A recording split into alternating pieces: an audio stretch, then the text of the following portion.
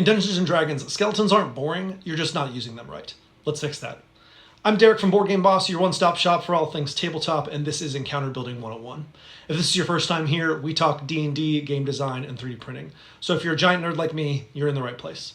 If you're a Dungeon Master, first of all, welcome. You're a legend. As a longtime DM myself, I know a tremendous amount of work and love goes into running a game. So my main goal for this series is to do what I can to lighten your mental load. If you find any of my tips helpful, hit that bookmark and save this for later. And if you're a player, do your DM a favor and share this with them. And I'll let you decide if you're susceptible to my persuasion check. 17. This next part will be on the test, so write this down. One of your biggest jobs as a dungeon master is shaping how your players think about a situation. The way you describe something, even something as simple as a skeleton, can totally change how your table reacts to it. So before you introduce a new creature, ask yourself 2 questions. 1, how do I want my players to feel? And 2, what details can I highlight to make them feel that way? With skeletons, most players expect cannon fodder. So for question number 1, how do I want my players to feel? I'm going to lean hard into fear. I want to remind them how unnatural and wrong these things are. Which leads us to our second question. Let's reframe it for skeletons.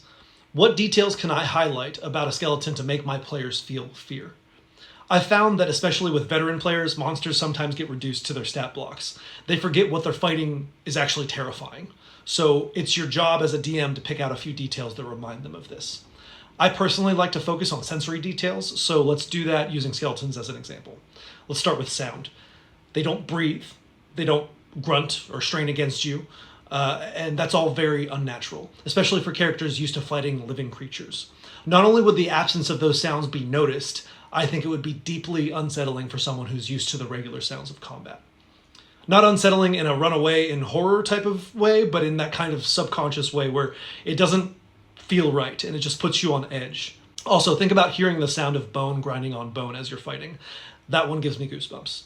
The next sense I'd like to highlight is sight. Continuing our same line of thinking, when you're fighting a living creature, you can use their eyes to attempt to judge their intention. Are they afraid? Are they angry? Are they giving away where they're planning to attack next?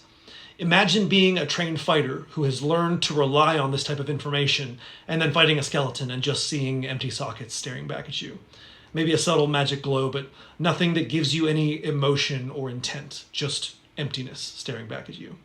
So with both sight and sound, it's not what skeletons have that makes them scary, it's what they lack that's so unsettling. The next thing I like to do once I've established those details is to find a way to tie this all in mechanically. I tend to do this by adding some kind of special attack or effect to the monster stat block. If your players know the stat block, this will be something they're not expecting and tends to make the encounter feel more unique. I think an aura of fear would fit what we've established so far. Something along the lines of, if you're adjacent to a skeleton when your turn begins, make a wisdom saving throw. On a fail, you gain the frightened condition until the end of combat, and if you succeed, you've overcome the fear and you don't have to save again. Now that we've answered our core questions, your next step as a DM is to decide how you plan to hook your players into this encounter. Hook is our vocab word for the day. A hook can take many forms, but at its core, it's an event or a detail that pulls the attention of your players. As the DM, it's your job to bait the hook so that you can drag your players deeper into the story that you've written. Here's an example of a hook for a spoopy skeleton encounter. When I wrote this, my goal was to remind my players that skeletons are creepy, and I wanted to rekindle a bit of fear by pointing out how unnatural they are. So, allow me to put my DM hat on as I describe this scene for you. At the bar sits a grizzled, scarred man. As he speaks to the bartender, you hear his voice tremble, and you wonder what could have shaken a man like this.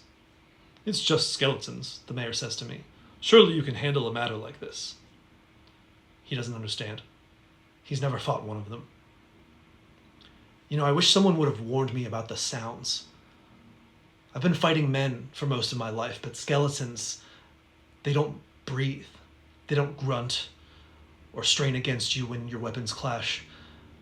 And when you're fighting men, you don't hear the sound of their bones grinding together as they move. A sound like that, it gets in your head and makes your teeth itch. It's the type of sound that will drive a man mad. Anyways, if any of you sacks is crazy enough, go talk to the mayor. He'll pay good money to have them destroyed. It just won't be me. Okay, enough scary stories. Let's talk skeleton minis. Today I want to show off my skeleton army. I print these in a flex resin, which means that unlike most resin miniatures, these ones should survive a drop to the tabletop or a tumble onto the floor.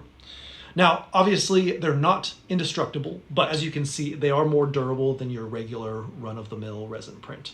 You can check out this set on my website at boardgameboss.com. I'm currently running a very spoopy Halloween sale on anything in my spooky horror collection. You'll get 10% off for the month of October. And while you're there, please consider signing up for the newsletter. You get some free goodies for signing up. It goes out about twice a month, and you're supporting a small business, a very small business. I'm the only full-time employee. Please help. Anyways, thank you for listening and supporting me. And as we say in my weekly D&D games, please practice kindness every round. It's a free action. See you guys.